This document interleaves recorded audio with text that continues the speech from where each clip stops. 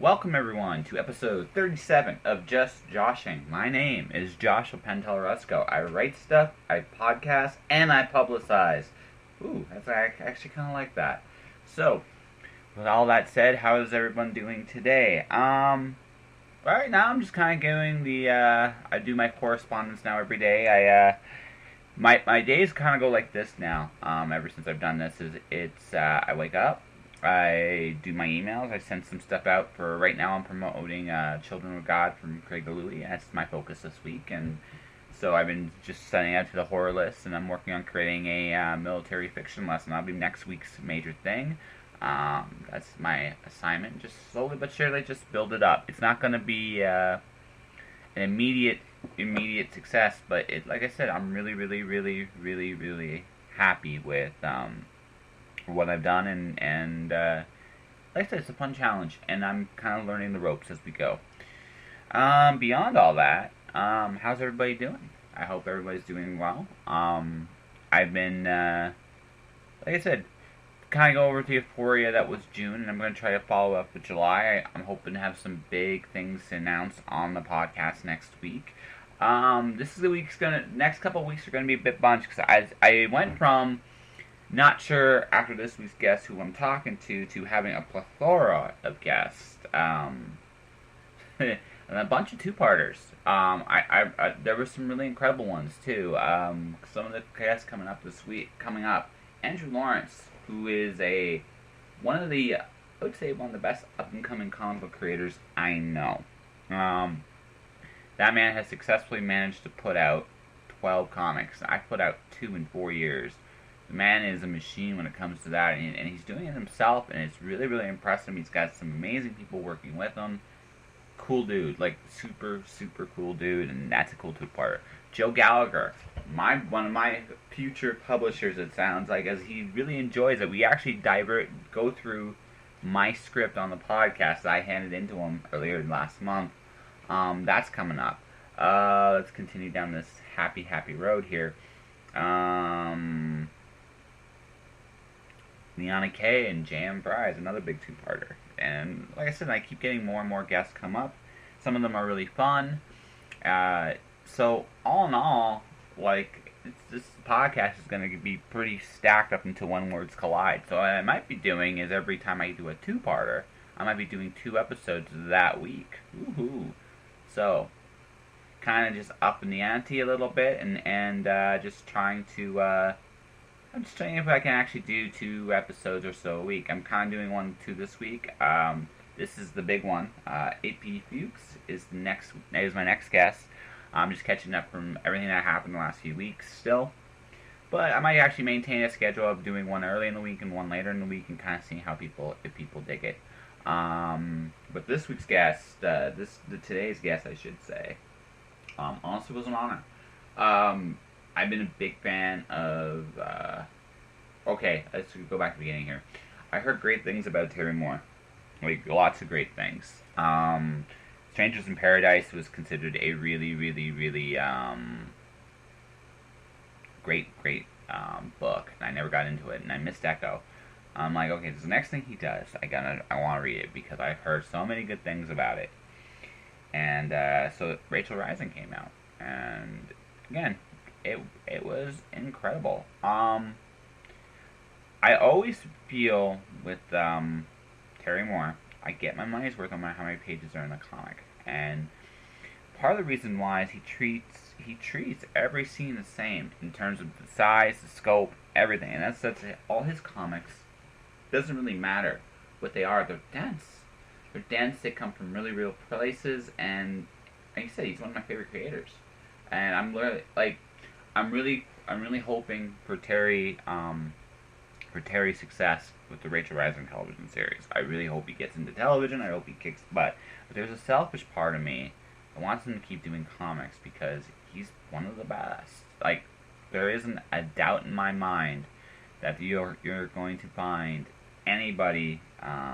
It's a hard person to find anyone that does all the things he does as well as he does. And he was really gracious enough to come on this show. And yeah, like I said, it felt it's surreal to have a guy of that caliber um, be there and say, yeah, I'll do your show. That's cool. That is really, really cool. And we had a really cool half-hour conversation, and we'll get to that really, really shortly here. As like I said, I don't have a ton to say. I need to say this week. It's funny. I am at the point now where my other job is now a full-time job. I don't quite have it to the point where it's a living, but I feel like I took a huge step this last month, and I'm hoping to continue. I got a lot to accomplish this month still, and I realize the time is just flying. So I'm going to head off and get the commercial up. I'm working on commercials for Craig and Chris. They're going to start showing up on the next podcast. I figured they'd be done, but they're not. I got to move. Holy crap, do I got to move. So, for the next little bit, and like I said, you might see this going at a blur, but that'll be the way it has to go. Okay, I yawned on the air. I'm a terrible person. Anyways, off to listen to Terry Moore, and I'll be back to close the show. Tired of buying t-shirts, coffee cups, and other memorabilia that all podcasts seem to have? I sincerely hope not, because I'm jumping aboard this gravy train right now. That's right. You can be the proud owner of a Just Joshing t-shirt, photographic print, and coffee cup at my Redbubble store. Redbubble has one-click ordering and will ship anywhere in North America. Check out http://worldwideweb.redbubble.com/people/J Pentellaresco for more details. Hello. Hey, Joshua. Hey, Terry. Nice to talk to you. If I sound like a gibbering idiot for the first 2 seconds or so, I'm sorry. I really admire your work. So I always get a little nervous when I meet people I really am a fan of. So sorry, but so if I sound like it, I apologize. But Thank you. I'm very pleased. Thank you. oh no, dude, you were like okay. I'm just gonna let you know right now. I'm already kind of starting the conversation. We it's already on like recording. So Okay. if there's anything incriminating you want to say, it's too late. It's done. Okay. Right, but no, dude, I really enjoyed Rachel Rising. It was my favorite book every month. I read Saga, and I actually enjoyed your book more. So Thank you. yeah, so I had a couple ideas how we could approach this conversation. We could just do a general shoot the breeze kind of conversation, which if you're perfectly comfortable with that, we can do that. We could talk about Rachel Rising, the whole run. I'm not as recently caught up, but again it's definitely one of the coolest books I've ever read, and it deserves a lot more than it got, in my opinion, in terms of readership. But again, like I said, I sound like a gibbering idiot. I'm just gonna say it now. I'm sorry, but how do you want to do this? How do you want to go about this? Do you want You me? know, I'm happy to talk about just anything involving my career. So Oh, I okay. like all my books. I'm glad I did them all and happy to talk. People are still discovering the first and second series, so it's Yeah, all good. yeah. I've read Echo Volume One. I actually have your trades for volumes for the rest of the series. I found them in Detroit, for like a steal. I'm taking these. I'm going to read them all. I've been purging a lot of my excess books, so I finally found them again. It's like yes, I'll be reading these. I'll be reading them shortly. So I didn't get a chance to read them before then. So how about this? The thing that really blows me away, like you, Jimmy Robinson, Lorene Taylor is another person I know. And Scott Saba. You guys do everything very well. Like in your case, I really like how you structure your books. You're like in every aspect, like the writing, the art. I'm jealous. My stick figures revolt, and you can do it all. So I mean, so how did what came first to you, the art or the writing? And what are you more comfortable with? Um, that honestly, that answer goes way back to childhood. That's cool. Because I was drawing. My mom got me a drawing table when I was 2 years old, Yeah. so I would have to say the drawing came first. Okay. But I have a sketchbook from when I was 9 years old, and it was um, I drew superheroes, but I also drew everybody was always talking. There's a lot of word balloons, and I had panels where there was a sequence of a man and a woman having a relationship fight. I mean, what kind of 9-year-old draws a comic strip about relationship arguing?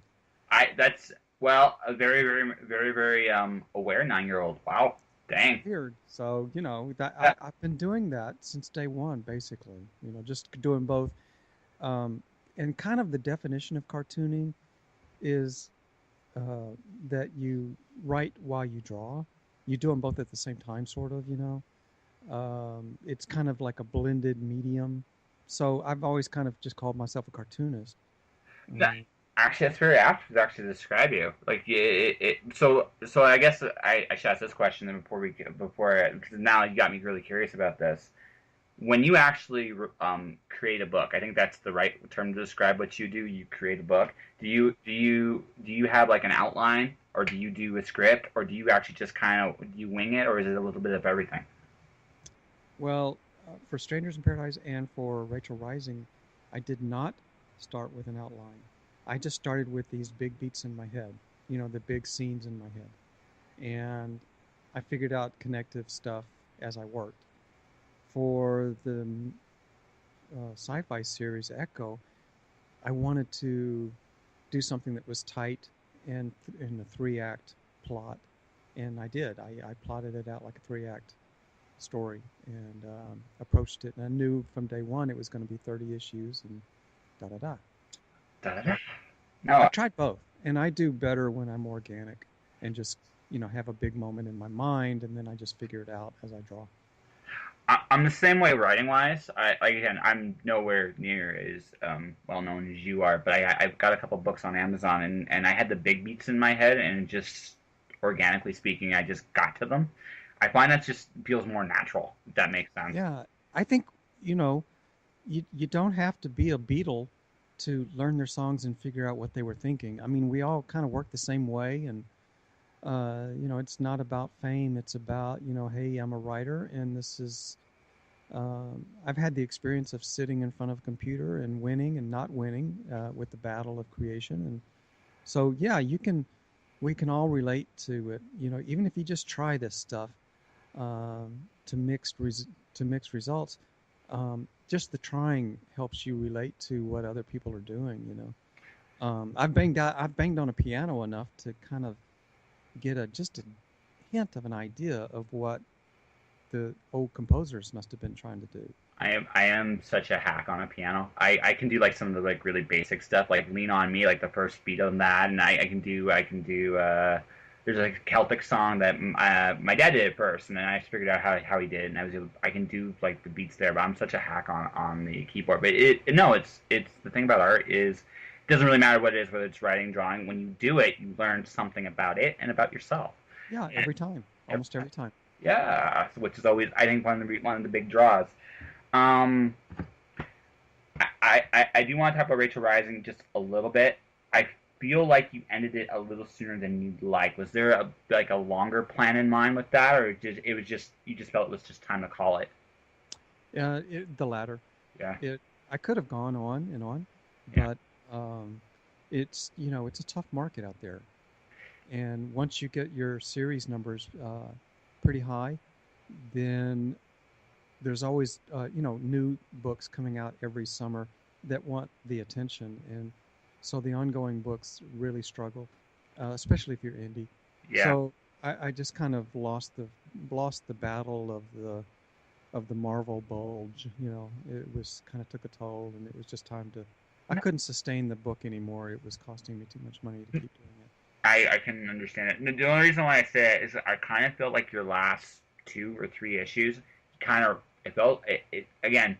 I'm not being critical because Lord knows I can't do what you do, but it just felt like you almost like it wanted like another issue or two just to establish just for the tone, with the way the rest of the series went. You sped it up. I felt like you sped it up a little bit at the end there. But that said, 42 is one of my favorite issues. I love that confrontation, and honestly, I didn't expect that was that was who the killer was. I'm not going to spoil it for anyone who has not read it, but it is a really interesting finale. That's just, again, it's not a criticism. It's because I understand you only have so much space and you got to do what you got to do. But that's the only thing I can say. But otherwise, I really, like I said, it was just such a neat town. I loved Zoe's probably my favorite killer ever. Mine too. Yeah.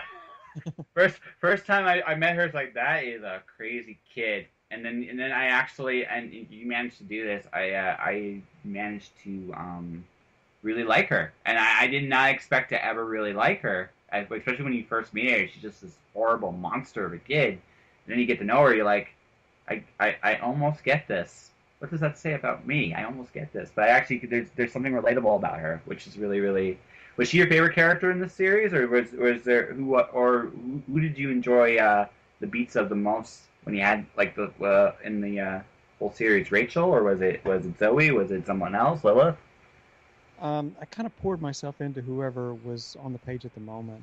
Um, so I really was like, like a one-man show who keeps changing the actors in the book. I would just kind of step into each one's shoes. So I liked them all. Otherwise, I wouldn't keep doing them. I'd kill them off quick if I didn't connect Oh, with them. okay. So But I did love Zoe and I love Jet because yeah, Jet is the type of person that I've always known in my life. The person who's on the edge of music and just kind of, yeah. a little bit different. So Yeah, I actually know. And a really cool character. Very, very cool character. Oh no! So actually, you meet my next question. I mean, are all like with every book you do, are the people in the book based off people you know, or yourself, or a bit of everything? yeah, it's never one to one. Um, it's always a hybrid or it's a type of person that has caught your attention at some point. You think about them, and then when it's time to do the character in the book, you kind of it goes even further. It may start off with some very simple inspiration, somebody you see at lunch, and then your mind turns it into way more. Um, you can. I'm just one of those people that if somebody says, "Oh, look at that person sitting on in the bus stop," I could do a 20-minute rant of just making up who I think they are and where they've been and what they're about to do. It just comes out of me that way. So I'm just tapping into that, that imagination and where it all comes from, I don't know. It's just basically comes from your whole life. It's the ability to keep drawing from all kinds of stuff that's happened in your life. You don't shut it off and forget it. You just kind of carry it around with you like baggage and dump it into these characters and into the stories.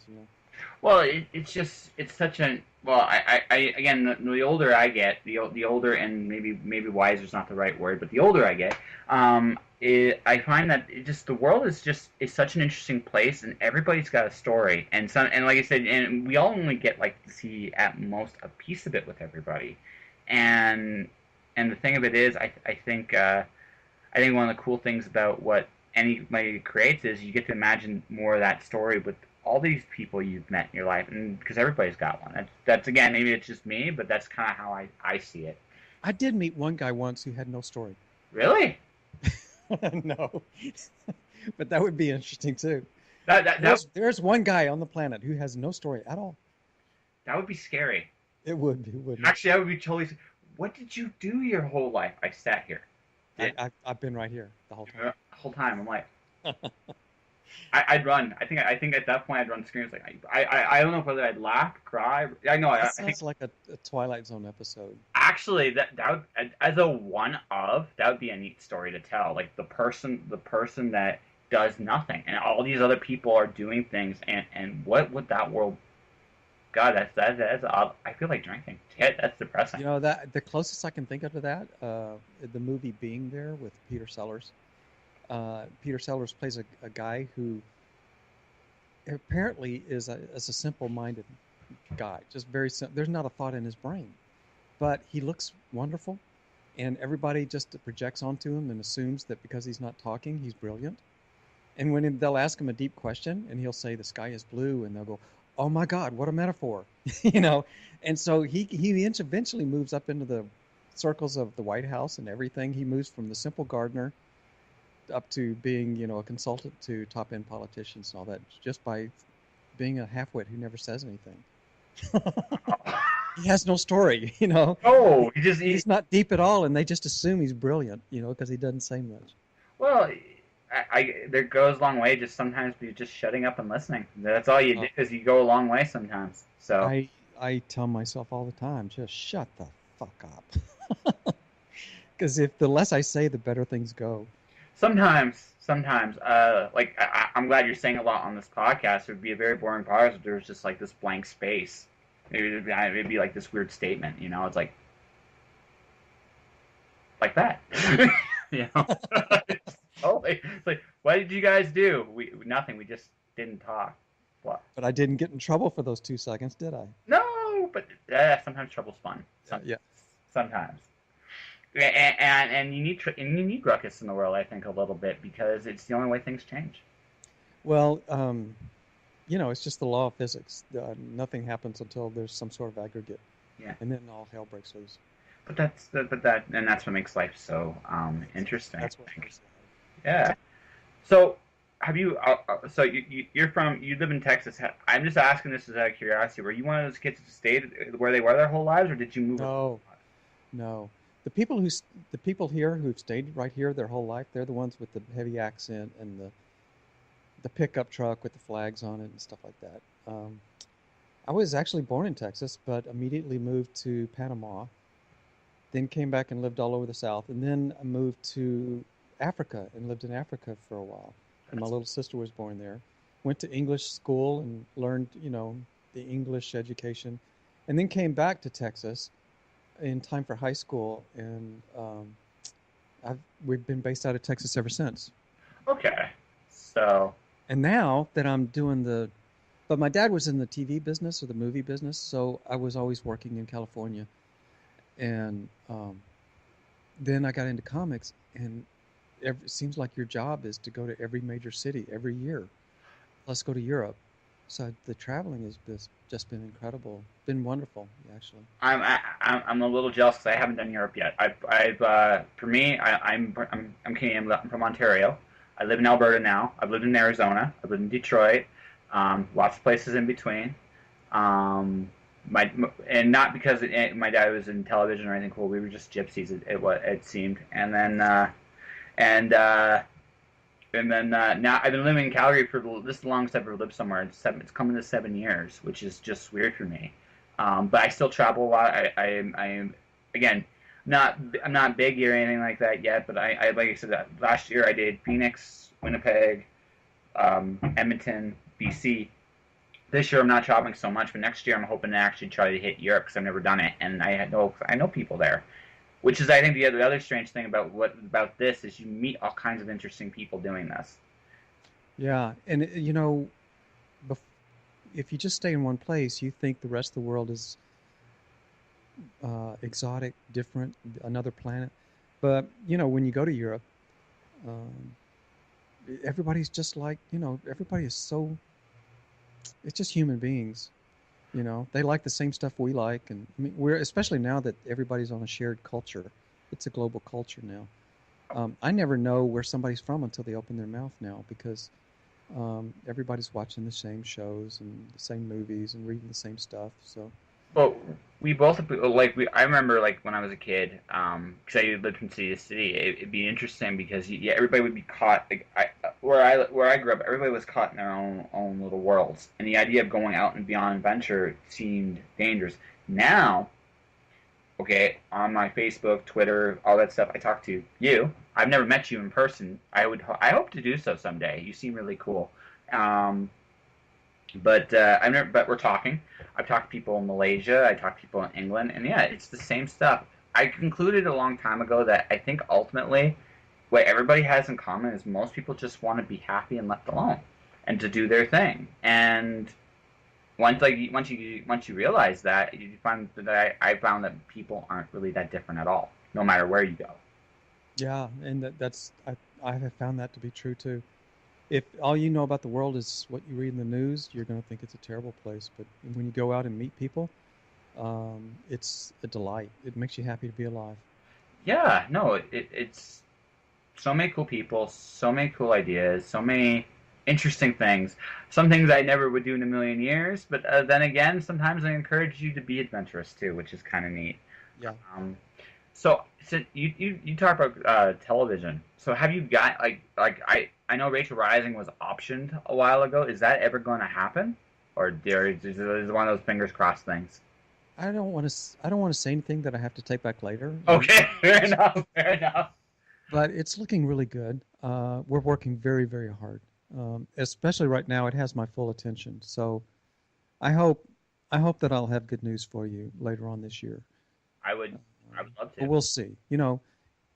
Everybody knows that these projects are complicated and they can fall apart overnight. So you don't have it until you can touch it. There's a saying in the movie business: you don't have it until you touch it. So I that's think that very true. it is very true. But actually, the biggest thing I think that surprised me, do you have any more other television credits? The reason I'm asking is you sound like that's a business you're very comfortable in, or at least been around a lot. I grew up in the business. My dad was a director, and when I got out of, um, so I grew up listening to all of his stuff and meeting his people and going to the shoots and everything. And then when I got out of high school, that was my job in between other jobs. I would work with my dad and be on the production crews. And he had national accounts like Ford Motor Company and stuff like that. So we were going to LA to shoot and everything. Um, and then, uh, but I was actually more playing in bands. I was a musician, and so that's erratic. I was not working half the time. Then when I finally decided to quit doing music, bands and club bands, I went back to work full time for my dad and became an editor. He had a big production company and they had a post facility, and I became an online editor for television. And I did that for 12 or 13 years, and that's what I was doing when I started my first comic book. So I come not from a comic book background, but from an editorial background. And when I was drawing comics, I wasn't trying to copy comic book people. I was just making storyboards for TV. So I had a whole different approach to comics. It just kind of worked out for me. Well, well, I just again, I read the first Echo. I've been reading Rachel Rising. I get more out of your like what is done in your 18 page. Like sometimes your books are 18 to 24 pages depending on the issue. And what I find with your stuff is even though sometimes it's a little smaller, there's a lot more substance in your stuff than sometimes when I'll read a DC or Marvel book. I'm not trying to bash any book in particular. I'm just saying just the amount of detail, effort, work, and just the experience you get reading your stuff.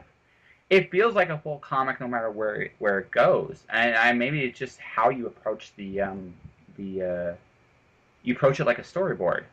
I Um, do, and you'll see panels where something will explode or lightning strikes, and I'll just keep it in the same panel size as the other conversations.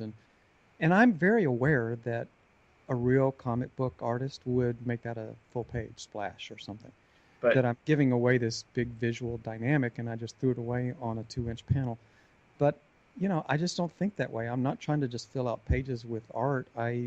It was just, the story said this happened in a blink of an eye, so I'm not going to waste a page on a blink of an eye. It's going to be, it has to, I, fit. I, I just like the. Okay, I'm sorry for interrupting. I'm just saying. I just like that. I think it adds something to it because it actually. I think I know why it works so well in. Why I enjoyed it so much in Rachel Rising because you have a lot of unusual things happening in that story. I mean, you have undead people. You have a few some very angelic and demonic presences in there. And again we talked about Zoe, your favorite serial killer, and this since it all and because you put it all in almost the same thing, it almost feels like this is the norm for this place. Yeah, and I want it to be, when I do my stories, I don't want, I'm trying hard not to get black and white, good and evil. Good guys wear white, evil wears black.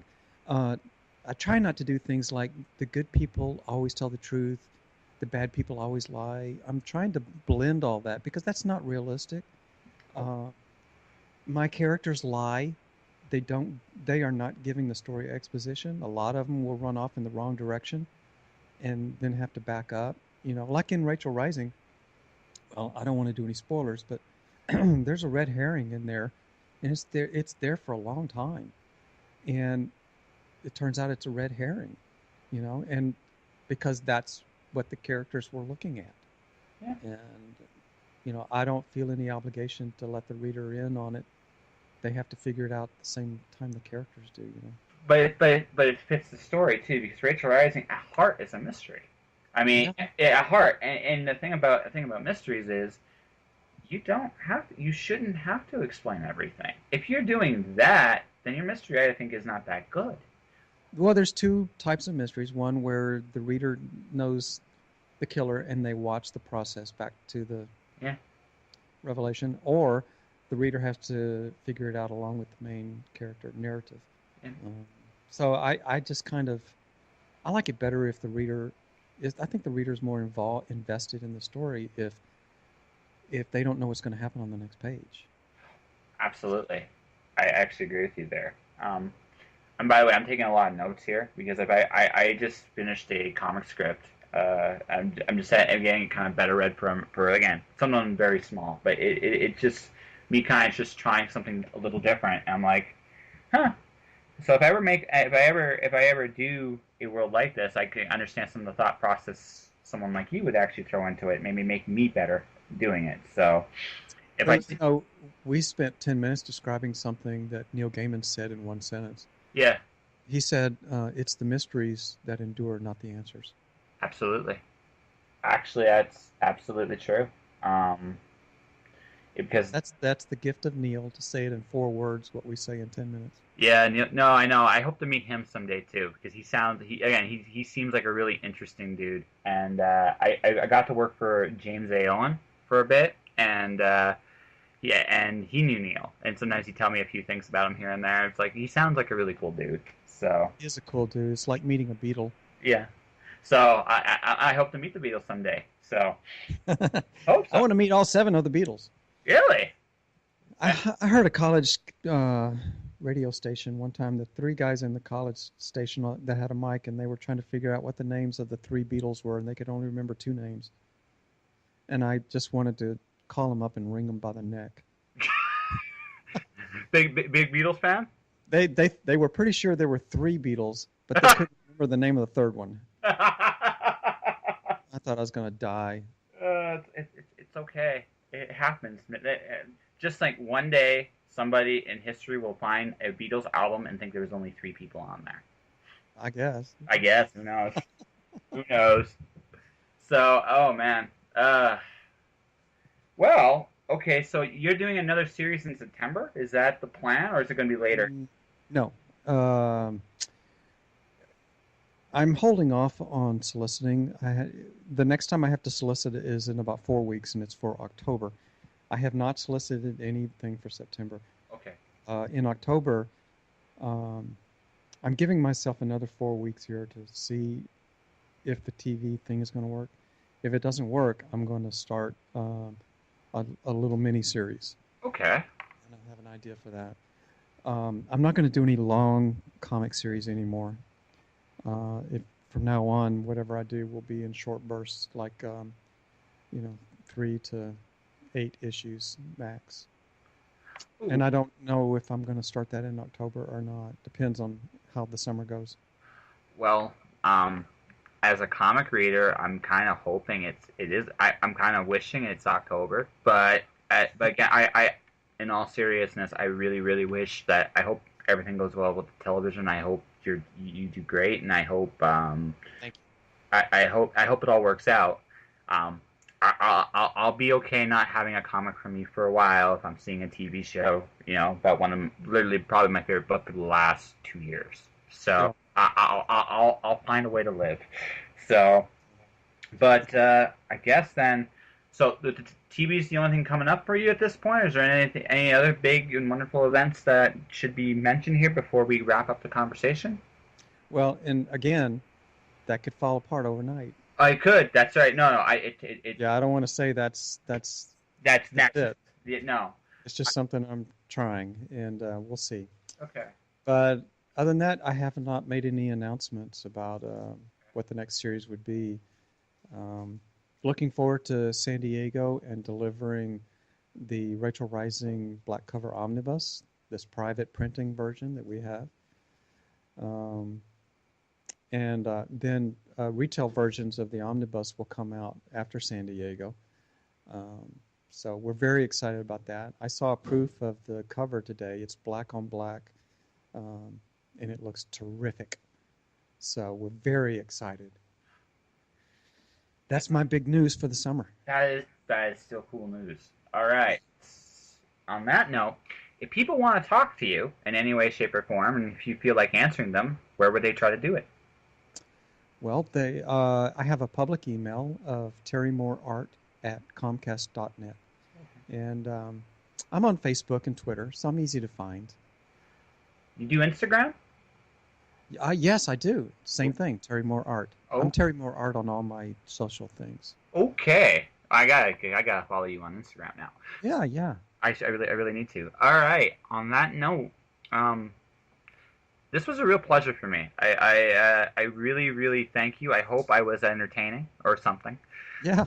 Thank you, Joshua. It was fun to be talking to you. Yeah. So on here in that case, we are okay. Officially, I am ending the podcast here. So wasn't that cool? I really was honored. Terry Moore is truly one of the best, and you should check him out on his Twitter and Instagram at Terry Moore Art to see what he's working on all the time. Find his books. Really pick one. Doesn't really matter. If you like more of a straight sci-fi superhero, I suggest Echo. If you like horror, go with Rachel Rising. If you like slice of life, go with Strangers in Paradise. Any way it goes, you will be very, very entertained. He is truly one of the best people you will ever get the chance to read, and it was really, really, it was a no, it was an honor. It really, really was. I learned a lot. Some of my guests I feel like I could be friends with, and some guests I feel like I can learn from, and I feel like in Terry's case I felt like I learned a lot, and I hope listening to this episode you did too. And that'll do it for this episode of Just Josh. I don't know. I'm going to do one more episode this week. It's be the first one for my Winnipeg trip, and just the blur of my life, man. Gee, it's crazy ride. I'm trying to get so much done, and it's full day, and I'm loving it. So, anywho, stay inspired, live your life, do the things you feel called to do, because honestly, it'll be over before you know it. Be happy. All right. See you next time. Josh, Josh.